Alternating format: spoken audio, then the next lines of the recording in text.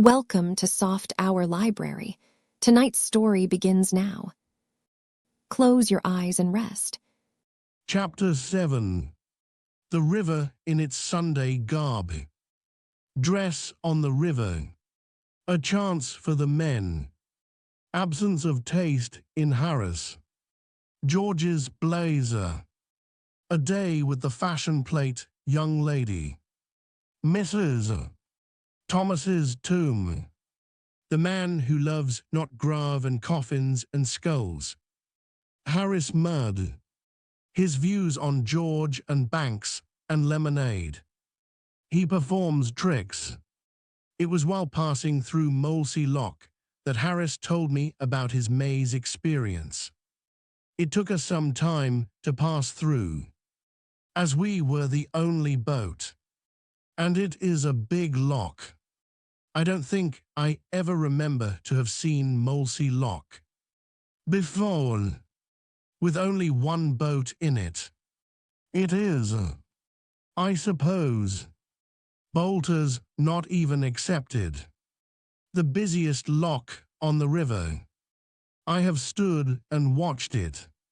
Sometimes, when you could not see any water at all, but only a brilliant tangle of bright blazers, and gay caps, and saucy hats, and many-coloured parasols, and silken rugs, and cloaks, and streaming ribbons, and dainty whites when looking down into the lock from the quay. You might fancy it was a huge box into which flowers of every hue and shade had been thrown pell-mell, and lay piled up in a rainbow heap that covered every corner.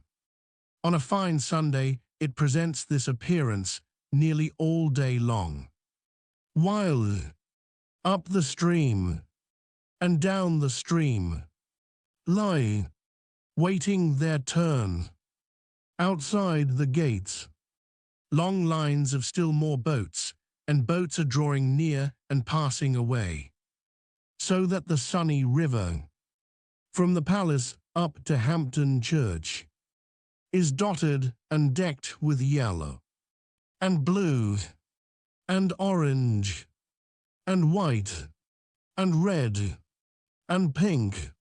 All the inhabitants of Hampton and Molesey dress themselves up in boating costume, and come and mouch round the lock with their dogs, and flirt, and smoke, and watch the boats, and, all together, what with the caps and jackets of the men, the pretty coloured dresses of the women, the excited dogs, the moving boats, the white sails, the pleasant landscape, and the sparkling water.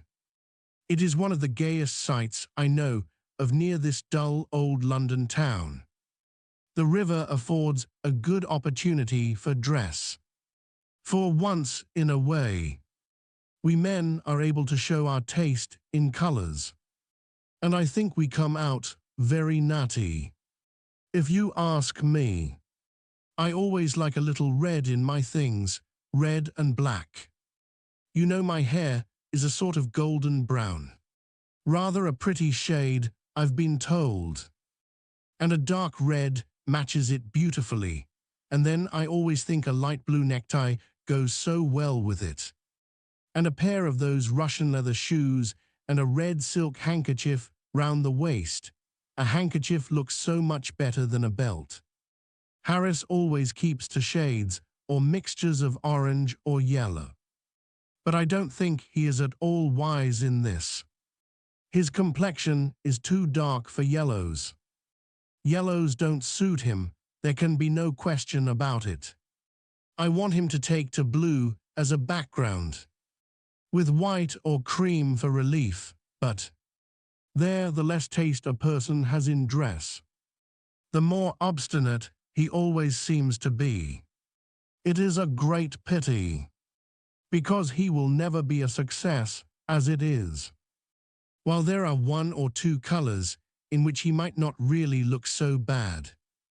With his hat on, George has bought some new things for this trip, and I'm rather vexed about them. The blazer is loud. I should not like George to know that I thought so, but there really is no other word for it.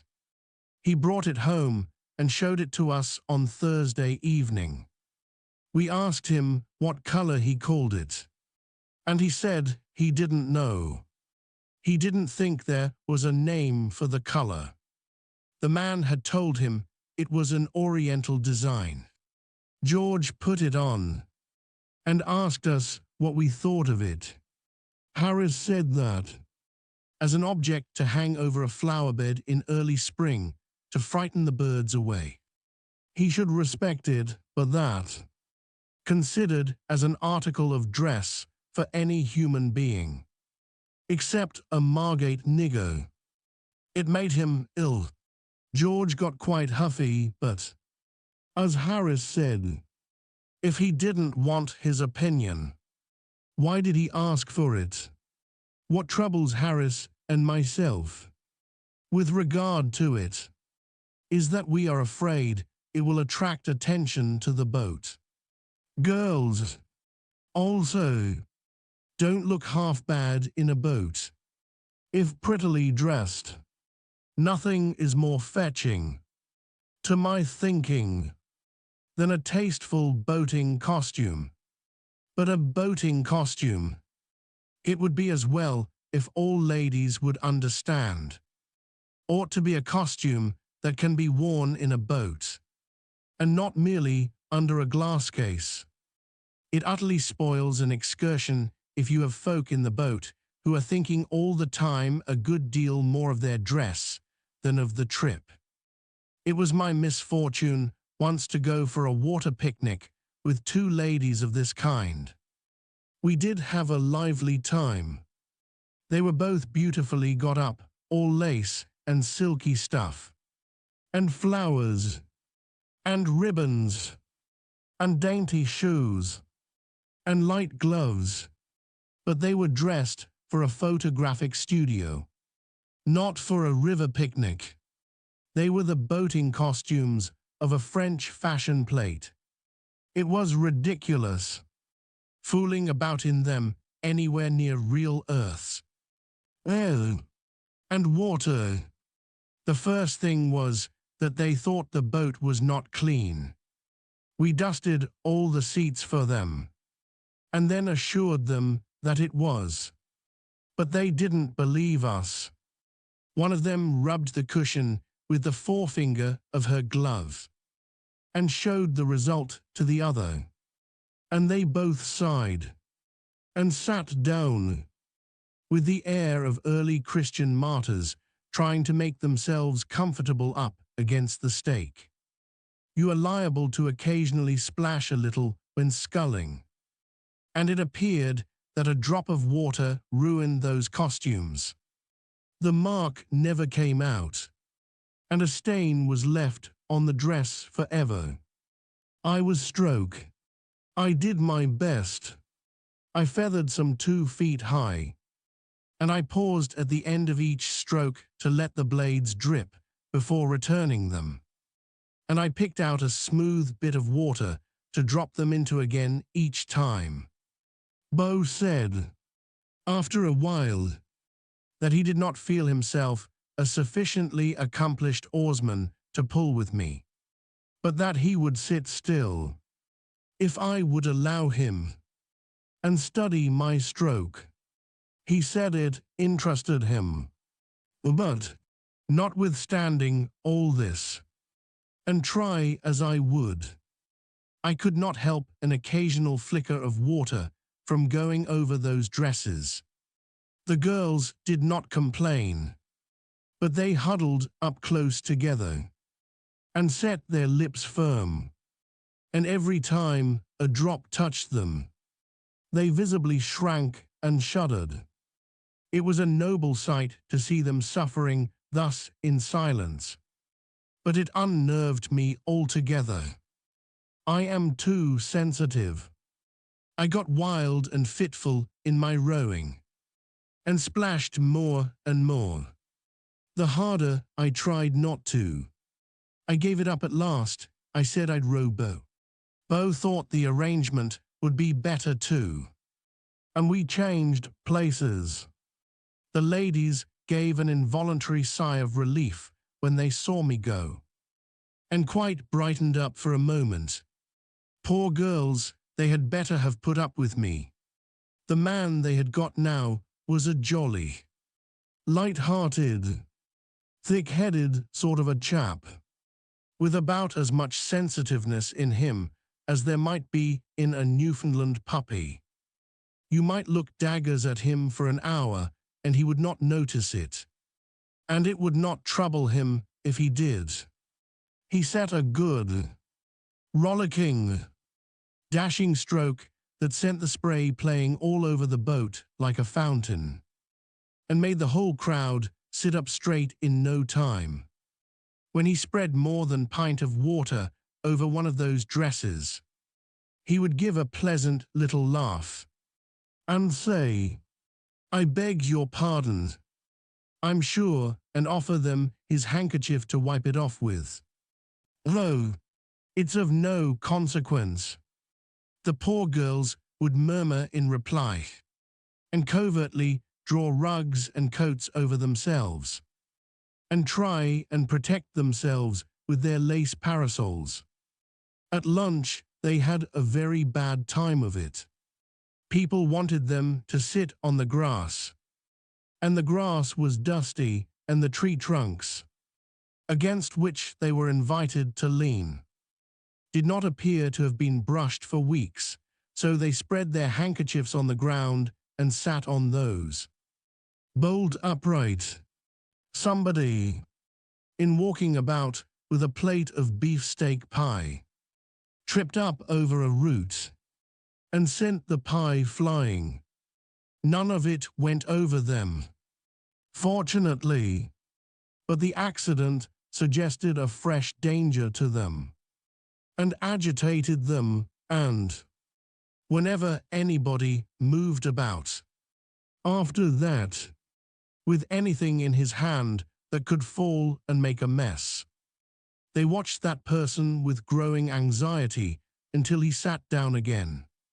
"Now then, you girls," said our friend Bo to them, cheerily, after it was all over, "come along. You've got to wash up." They didn't understand him at first. When they grasped the idea, they said they feared they did not know how to wash up. "Oh, I'll soon show you," he cried. "It's rare fun. You lie down on you lean over the bank, you know, and slouch the things about in the water." The elder sister said that she was afraid that they hadn't got on dresses suited to the work. "Oh, they'll be all right," said he light-heartedly, "tuck 'em up." And he made them do it, too. He told them that that sort of thing was half the fun of a picnic. They said it was very interesting. Now I come to think it over. Was that young man as dense-headed as we thought, or was he no? Impossible there was such a simple, childlike expression about him. Harris wanted to get out at Hampton Church, to go and see Mrs. Thomas's tomb. "Who is Mrs. Thomas?" I asked. "How should I know?" replied Harris. "She's a lady that's got a funny tomb, and I want to see it." I objected. "I don't know whether it is that I am built wrong, but I never did seem to hanker after tombstones myself. I know that the proper thing to do, when you get to a village or town, is to rush off to the churchyard and enjoy the grave, but it is a recreation that I always deny myself. I take no interest in creeping round dim and chilly churches behind wheezy old men, and reading epitaphs. Not even the sight of a bit of cracked brass let into a stone affords me what I call real happiness. I shock respectable sextons by the imperturbability I am able to assume before exciting inscriptions, and by my lack of enthusiasm for the local family history, while my ill-concealed anxiety to get outside wounds their feelings. One golden morning of a sunny day, I leant against the low stone wall that guarded a little village church, and I smoked and drank in deep, calm gladness from the sweet, restful scene, the grey old church with its clustering ivy and its quaint carved wooden porch, the white lane winding down the hill between tall rows of elms, the thatched roof cottages peeping above their trim-kept hedges, the silver river in the hollow, the wooded hills beyond. It was a lovely landscape. It was idyllic, poetical, and it inspired me. I felt good and noble. I felt I didn't want to be sinful and wicked anymore. I would come and live here, and never do any more wrongs, and lead a blameless, beautiful life, and have silver hair when I got old, and all that sort of thing. In that moment, I forgave all my friends and relations for their wickedness and cussedness, and I blessed them. They did not know that I blessed them. They went their abandoned way all unconscious of what I, far away in that peaceful village, was doing for them, but I did it.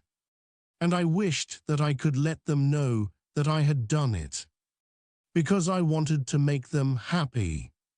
I was going on thinking away all these grand, tender thoughts, when my reverie was broken in upon by a shrill piping voice crying out, "All right, sir, I'm a-coming. I'm a-coming. It's all right. Sir, don't you be in a hurry." I looked up and saw an old, bald-headed man hobbling across the churchyard towards me, carrying a huge bunch of keys in his hand that shook and jingled at every step. I motioned him away with silent dignity, but he still advanced, screeching out the while, "I'm a-coming. Sir, I'm a-coming. I'm a little lame. I ain't as spry as I used to be. This way. Sir, go away. You miserable old man." I said, "I've come as soon as I could."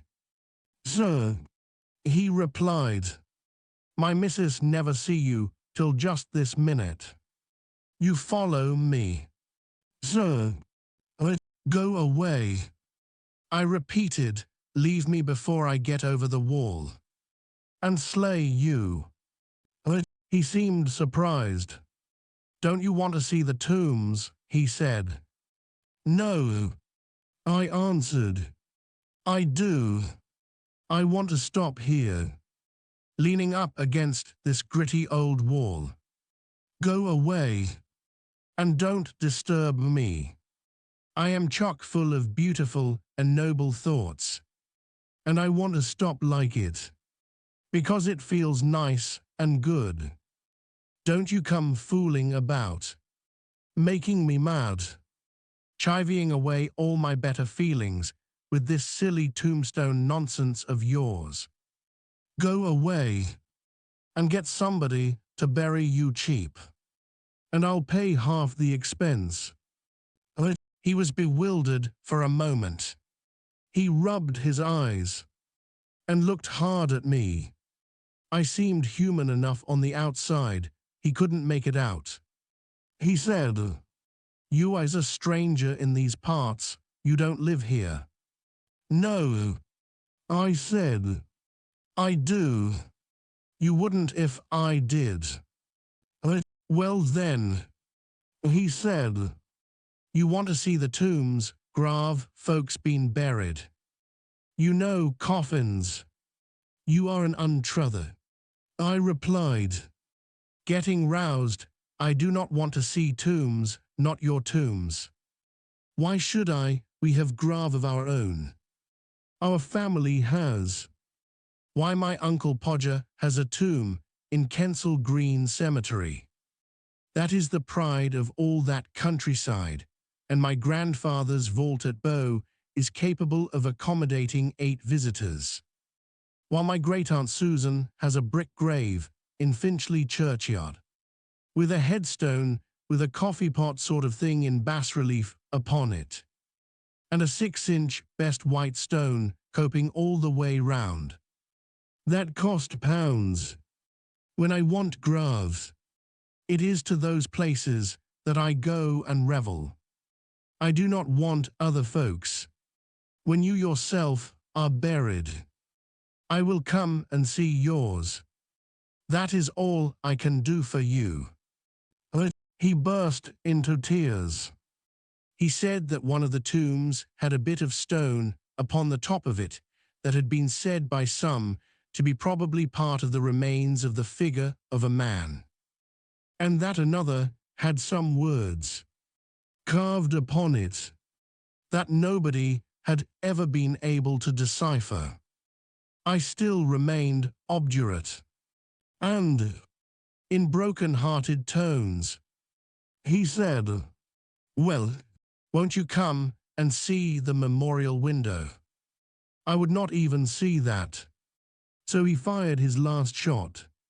He drew near and whispered hoarsely, "I've got a couple of skulls down in the crypt." He said, "Come and see those."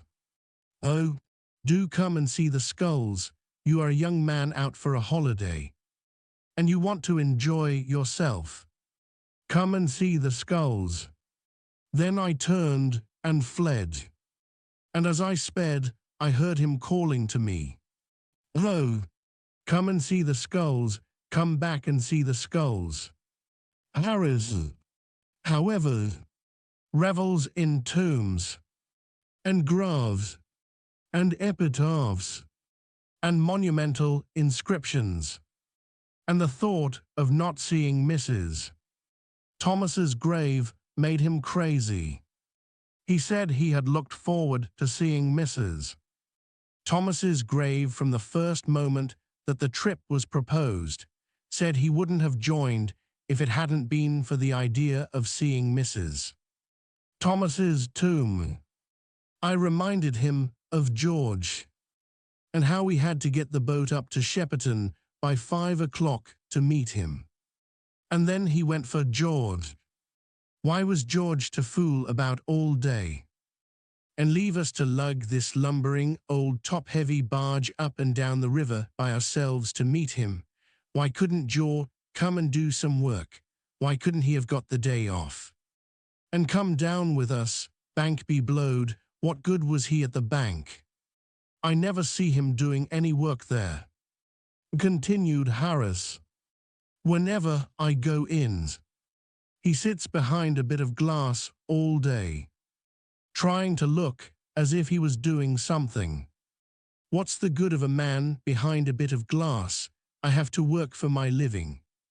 Why can't he work? What use is he there? And what's the good of their banks? They take your money, and then, when you draw a check, they send it back smeared all over with no effects. Refer to drawing. What's the good of that? That's the sort of trick they served me twice last week. I'm not going to stand it much longer. I shall withdraw my account. If he was here, we could go and see that tomb. I don't believe he's at the bank at all. He's larking about somewhere. That's what he's doing, leaving us to do all the work. I'm going to get out and have a drink." I pointed out to him that we were miles away from a pub. And then he went on about the rivers. And what was the good of the river? And was everyone who came on the river to die of thirst. It is always best to let Harris have his head when he gets like this. Then he pumps himself out and is quiet afterwards. I reminded him that there was concentrated lemonade in the hamper and a gallon jar of water in the nose of the boat, and that the two only wanted mixing to make a cool and refreshing beverage. Then he flew off about lemonade and such like Sunday school slops, as he termed them, ginger beer, raspberry syrup, and see. He said they all produced dyspepsia and ruined body and soul alike, and were the cause of half the crime in England. He said he must drink something, however, and climbed upon the seat and leant over to get the bottle. It was right at the bottom of the hamper and seemed difficult to find, and he had to lean over further and further. And, in trying to steer at the same time, from a topsy-turvy point of view, he pulled the wrong line and sent the boat into the bank, and the shock upset him, and he dived down right into the hamper and stood there on his head, holding on to the sides of the boat like grim death, his legs sticking up into the air. He dared not move for fear of going over, and had to stay there till I could get hold of his legs and haul him back, and that made him madder than ever. Chapter 8. Blackmailing. The proper course to pursue. Selfish boorishness of riverside landowner. Notice boards. Unchristian-like feelings of Harris. How Harris sings a comic song. A high-class party. Shameful conduct of two abandoned young men. Some useless information. George buys a banjo. We stopped under the willows by Kempton Park and lunched. It is a pretty little spot there, a pleasant grass plat, running along by the water's edge and overhung by willows. We had just commenced the third course, the bread and jam, when a gentleman in shirt sleeves and a short pipe came along and wanted to know if we knew that we were trespassing. We said we hadn't given the matter sufficient consideration as yet to enable us to arrive at a definite conclusion on that point, but that, if he assured us on his word as a gentleman that we were trespassing, we would, without further hesitation, believe it. He gave us the required assurance, and we thanked him, but he still hung about and seemed to be dissatisfied. So we asked him if there was anything further that we could do for him, and Harris, who is of a chummy disposition, offered him a bit of bread and jam. I fancy he must have belonged to some society sworn to abstain from bread and jam, for he declined it quite gruffly, as if he were vexed at being tempted with it, and he added that it was his duty to turn us off. Harris said that if it was a duty, it ought to be done, and asked the man what was his idea with regard to the best means for accomplishing it. Harris is what you would call a well-made man of about number 1 size, and looks hard and bony, and the man measured him up and down, and said he would go and consult his master, and then come back and chuck us both into the river. Of course, we never saw him any more, and, of course, all he really wanted was a shilling. There are a certain number of riverside roughs who make quite an income. During the summer, by slouching about the banks and blackmailing weak-minded noodles in this way. They represent themselves as sent by the proprietor. The proper course to pursue is to offer your name and address, and leave the owner, if he really has anything to do with the matter, to summon you and prove what damage you have done to his land by sitting down on a bit of it. But the majority of people are so intensely lazy and timid that they prefer to encourage the imposition by giving in to it rather than put an end to it by the exertion of a little firmness, where it is really the owners that are to blame. They ought to be shown up.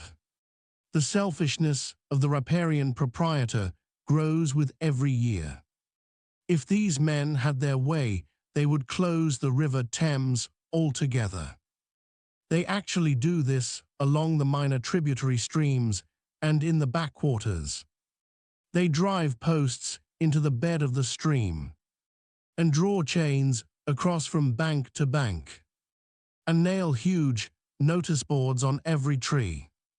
The sight of those notice boards rouses every evil instinct in my nature. I feel I want to tear each one down and hammer it over the head of the man who put it up until I have killed him, and then I would bury him and put the board up over the grave as a tombstone. I mentioned these feelings of mine to Harris, and he said he had them worse than that. He said he not only felt he wanted to kill the man who caused the board to be put up, but that he should like to slaughter the whole of his family and all his friends and relations, and then burn down his house. This seemed to me to be going too far, and I said so to Harris, but he answered, "Not a bit of it. Serve 'em all jolly well right. And I'd go and sing comic songs on the ruins." But I was vexed to hear Harris go on in this bloodthirsty strain. We never ought to allow our instincts of justice to degenerate into mere vindictiveness. It was a long while before I could get Harris to take a more Christian view of the subject. But I succeeded at last, and he promised me that he would spare the friends and relations at all events, and would not sing comic songs on the ruins. You have never heard Harris sing a comic song, or you would understand the service I had rendered to mankind. It is one of Harris's fixed ideas that he can sing a comic song, the fixed idea. On the contrary, among those of Harris's friends who have heard him try, is that he can't and never will be able to, and that he ought not to be allowed to try. When Harris is at a party and is asked to sing, he replies, "Well, I can only sing a comic song. You know," and he says it in a tone that implies that his singing of that, however, is a thing that you ought to hear once, and then die. "Oh, that is nice," says the hostess. "Do sing one, Mr. Harris," and Harris gets up and makes for the piano with the beaming cheeriness of a generous-minded man who is just about to give somebody something. "Now, silence, please, everybody," says the hostess. Turning round, "Mr. Harris is going to sing a comic song." "Oh, how jolly," they murmur, and they hurry in from the conservatory, and come up from the stairs, and go and fetch each other from all over the house, and crowd into the drawing-room, and sit round, all smirking in anticipation. Then Harris begins. "Well, you don't look for much of a voice in a comic song. You don't expect correct phrasing or vocalization. You don't mind if a man does find out, when in the middle of a note, that he is too high, and comes down with a jerk. You don't bother about time. You don't mind a man being 2 bars in front of the accompaniment, and easing up in the middle of a line to argue it out with the pianist, and then starting the verse afresh. But you do expect the words. You don't expect a man to never remember more than the first 3 lines of the first verse, and to keep on repeating these until it is time to begin the chorus. You don't expect a man to break off in the middle of a line, and snigger, and say, "It's very funny," but he's blessed if he can think of the rest of it, and then try and make it up for himself. And afterwards, suddenly recollect it, when he has got to an entirely different part of the song, and break off, without a word of warning, to go back and let you have it then and there. You don't, well, I will just give you an idea of Harris's comic singing, and then you can judge of it for yourself. Harris standing up in front of piano and addressing the expectant mob. I'm afraid it's a very old thing. You know, I expect you all know it. You know, but it's the only thing I know. It's the judge's song out of Pinafore. No, I don't mean Pinafore, I mean, you know what I mean, the other things. You know, you must all join in the chorus. You know, murmurs of delight and anxiety to join in the chorus. Brilliant performance of prelude to the judge's song in Trial by Jury by nervous pianist. Moment arrives for Harris to join in. Harris takes no notice of it. Nervous pianist commences prelude over again. And Harris, commencing singing at the same time, dashes off the first 2 lines of the First Lord's song out of Pinafore.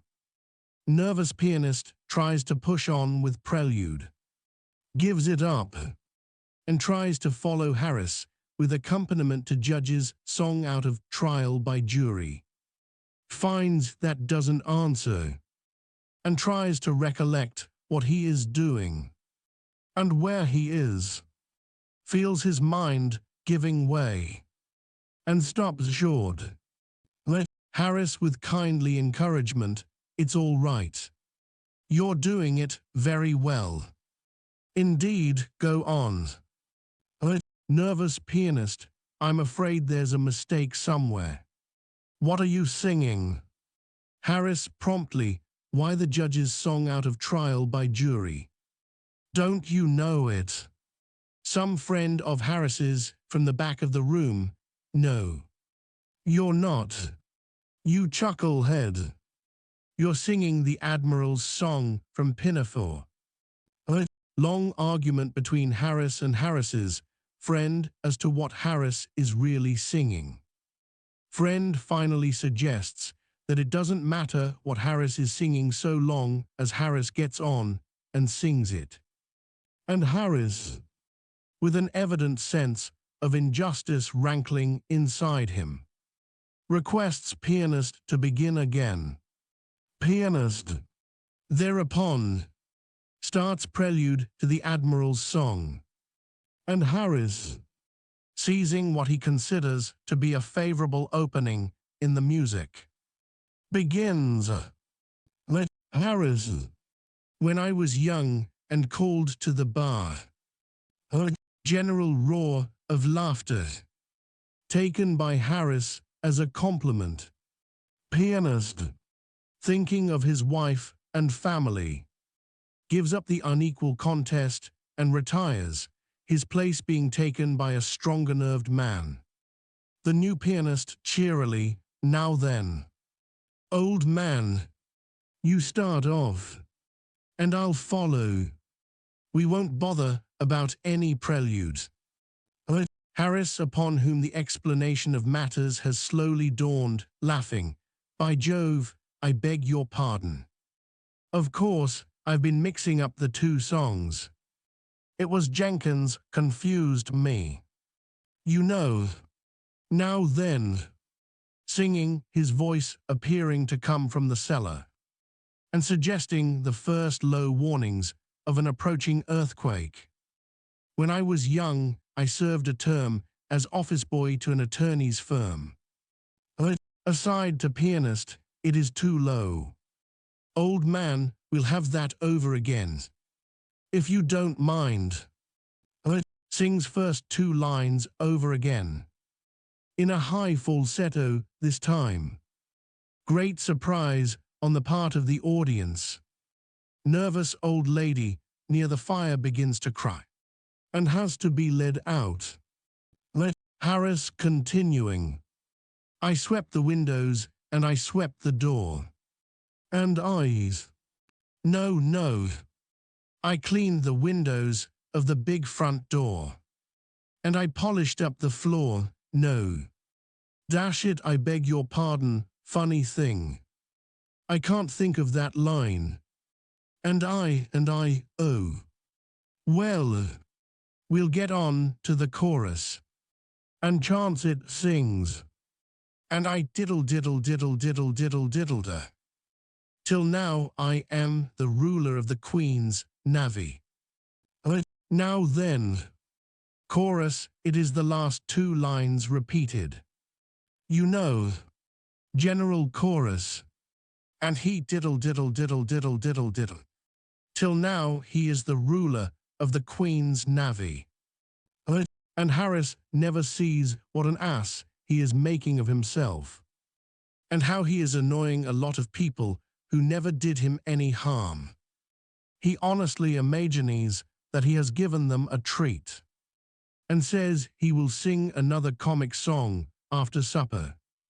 Speaking of comic songs and parties, reminds me of a rather curious incident at which I once assisted, which, as it throws much light upon the inner mental working of human nature in general, ought, I think, to be recorded in these pages. We were a fashionable and highly cultured party. We had on our best clothes, and we talked pretty, and were very happy, all except two young fellows. Students, just returned from Germany. Commonplace young men, who seemed restless and uncomfortable, as if they found the proceedings slow. The truth was, we were too clever for them. Our brilliant but polished conversation, and our high-class tastes, were beyond them. They were out of place. Among us. They never ought to have been there at all. Everybody agreed upon that. Later on, we played morceau from the old German masters. We discussed philosophy and ethics. We flirted with graceful dignity. We were even humorous in a high-class way. Somebody recited a French poem after supper, and we said it was beautiful, and then a lady sang a sentimental ballad in Spanish. And it made one or two of us weep. It was so pathetic. And then those two young men got up and asked us if we had ever heard Herr Schlossen Boschen, who had just arrived, and was then down in the supper room, sing his great German comic song. None of us had heard it, that we could remember. The young men said it was the funniest song that had ever been written, and that, if we liked, they would get Herr Schlossen Boschen, whom they knew very well, to sing it. They said it was so funny that, when Herr Schlossen Boschen had sung it once before the German emperor, he, the German emperor, had to be carried off to bed. They said nobody could sing it like Herr Schlossen Boschen, He was so intensely serious all through it that you might fancy he was reciting a tragedy. And that, of course, made it all the funnier. They said he never once suggested by his tone or manner that he was singing anything funny that would spoil it. It was his air of seriousness, almost of pathos, that made it so irresistibly amusing. We said we yearned to hear it, that we wanted a good laugh, and they went downstairs and fetched Herr Boschen.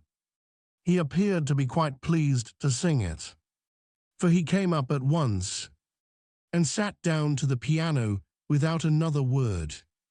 "Oh, it will amuse you.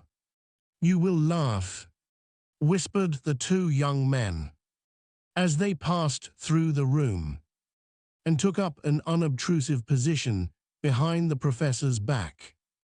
Herr Boschen accompanied himself. The prelude did not suggest a comic song exactly. It was a weird, soulful air. It quite made one's flesh creep, but we murmured to one another that it was the German method, and prepared to enjoy it. I don't understand German myself. I learned it at school, but forgot every word of it 2 years after I had left, and have felt much better ever since. Still, I did not want the people there to guess my ignorance, so I hit upon what I thought to be rather a good idea. I kept my eye on the two young students, and followed them when they tittered. I tittered when they roared. I roared, and I also threw in a little snigger all by myself now and then, as if I had seen a bit of humour that had escaped the others. I considered this particularly artful on my part. I noticed, as the song progressed, that a good many other people seemed to have their eye fixed on the two young men, as well as myself.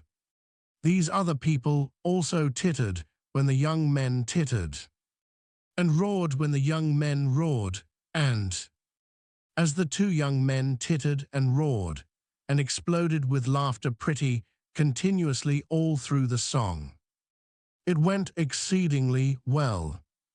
And yet that German professor did not seem happy. At first, when we began to laugh, the expression of his face was one of intense surprise, as if laughter were the very last thing he had expected to be greeted with. We thought this very funny. We said his earnest manner was half the humour. The slightest hint on his part that he knew how funny he was would have completely ruined it all.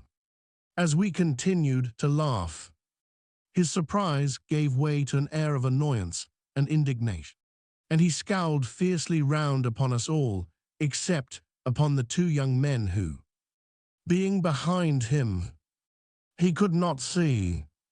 That sent us into convulsions. We told each other that it would be the death of us. This thing, the words alone, we said, were enough to send us into fits. But added to his mock seriousness, oh, it was too much. In the last verse, he surpassed himself.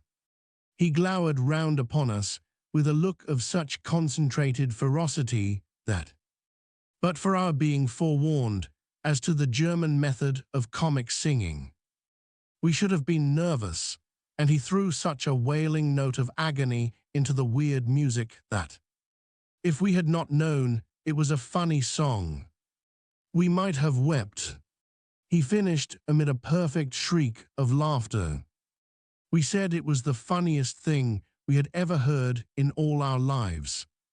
We said how strange it was that, in the face of things like these, there should be a popular notion that the Germans hadn't any sense of humor.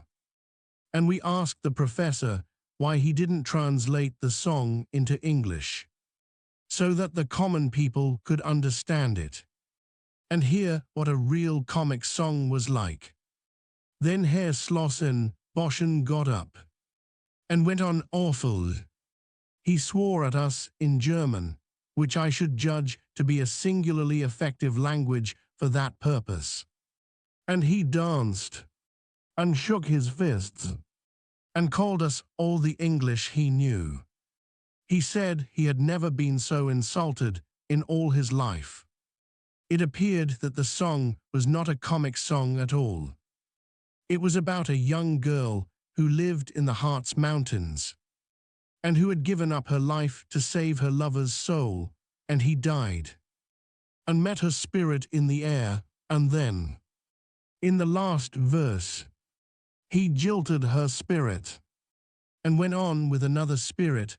I'm not quite sure of the details, but it was something very sad. I know. Herr Boschen said he had sung it once before the German emperor, and he, the German emperor, had sobbed like a little child. He, Herr Boschen, said it was generally acknowledged to be one of the most tragic and pathetic songs in the German language. It was a trying situation for us, very trying. There seemed to be no answer. We looked around for the two young men who had done this thing, but they had left the house in an unostentatious manner immediately after the end of the song. That was the end of that party. I never saw a party break up so quietly, and with so little fuss. We never said good night even to one another. We came downstairs one at a time, walking softly and keeping the shady side. We asked the servant for our hats and coats in whispers, and opened the door for ourselves, and slipped out, and got round the corner quickly, avoiding each other as much as possible. I have never taken much interest in German songs since then. We reached Sunbury Lock at 3:30. The river is sweetly pretty just there before you come to the gates, and the backwater is charming, but don't attempt to row up it.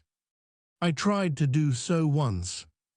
I was sculling, and asked the fellows who were steering if they thought it could be done. And they said, oh, yes, they thought so. If I pulled hard. We were just under the little footbridge that crosses it between the two weirs. When they said this, and I bent down over the sculls, and set myself up, and pulled. I pulled splendidly. I got well into a steady rhythmical swing. I put my arms, and my legs, and my back into it. I set myself a good, quick, dashing stroke, and worked in really grand style.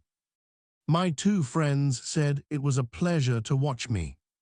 At the end of 5 minutes, I thought we ought to be pretty near the weir, and I looked up. We were under the bridge, in exactly the same spot that we were when I began. And there were those two idiots, injuring themselves by violent laughing.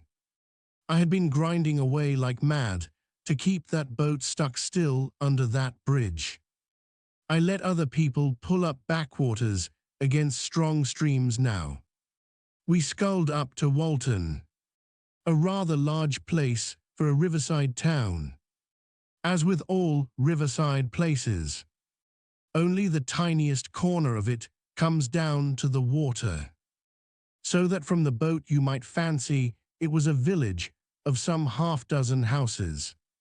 All told, Windsor and Abingdon are the only towns between London and Oxford that you can really see anything of from the stream. All the others hide round corners and merely peep at the river down one street. My thanks to them for being so considerate, and leaving the river banks to woods and fields and waterworks. Even reading, though it does its best to spoil and sully and make hideous as much of the river as it can reach, is good-natured enough to keep its ugly face a good deal out of sight. Caesar, of course, had a little place at Walton, a camp, or an entrenchment, or something of that sort. Caesar was a regular upriver man. Also Queen Elizabeth. She was there, too. You can never get away from that woman. Go where you will.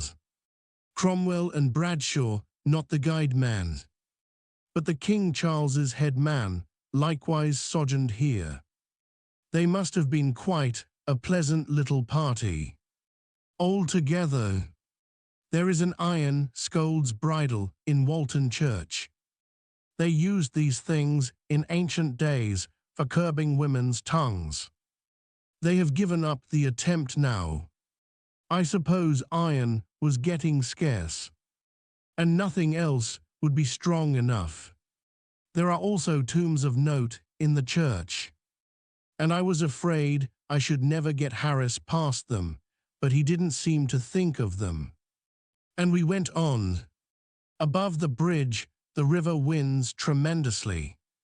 This makes it look picturesque, but it irritates you from a towing or sculling point of view, and causes argument between the man who is pulling and the man who is steering. You pass Oatlands Park on the right bank here. It is a famous old place. Henry VII stole it from someone or the other, I forget whom now, and lived in it. There is a grotto in the park which you can see for a fee, and which is supposed to be very wonderful, but I cannot see much in it myself. The late Duchess of York, who lived at Oatlands, was very fond of dogs, and kept an immense number. She had a special graveyard made, in which to bury them when they died. And there they lie, about 50 of them, with a tombstone over each, and an epitaph inscribed thereon. Well, I dare say they deserve it quite as much as the average Christian does. At Corway Stakes, the first bend above Walton Bridge, was fought a battle between Caesar and Cassivelaunus. Cassivelaunus had prepared the river for Caesar by planting it full of stakes, and had, no doubt, put up a notice board. But Caesar crossed in spite of this. You couldn't choke Caesar off that river. He is the sort of man we want round the backwaters now. Halliford and Shepperton are both pretty little spots where they touch the river, but there is nothing remarkable about either of them. There is a tomb in Shepperton churchyard, however, with a poem on it, and I was nervous lest Harris should want to get out and fool round it. I saw him fix a longing eye on the landing stage as we drew near it. So I managed, by an adroit movement, to jerk his cap into the water, and in the excitement of recovering that, and his indignation at my clumsiness, he forgot all about his beloved Grave. At Weybridge, the Wey, a pretty little stream, navigable for small boats up to Guildford, and one which I have always been making up my mind to explore, and never have. The Bourne and the Basingstoke Canal all enter the Thames together. The lock is just opposite the town, and the first thing that we saw, when we came in view of it, was George's blazer on one of the lock gates. Closer inspection showing that George was inside it. Montmorency set up a furious barking. I shrieked. Harris roared. George waved his hat and yelled back. The lockkeeper rushed out with a drag, under the impression that somebody had fallen into the lock, and appeared annoyed at finding that no one had. George had rather a curious oilskin-covered parcel in his hand. It was round and flat at one end, with a long straight handle sticking out of it. "What's that?" said Harris. "A frying pan." "No," said George, with a strange, wild look glittering in his eyes. "They are all the rage this season. Everybody has got them up the river." "It's a banjo." "I never knew you played the banjo," cried Harris and I, in one breath. "Not exactly," replied George, "but it's very easy. They tell me, and I've got the instruction book."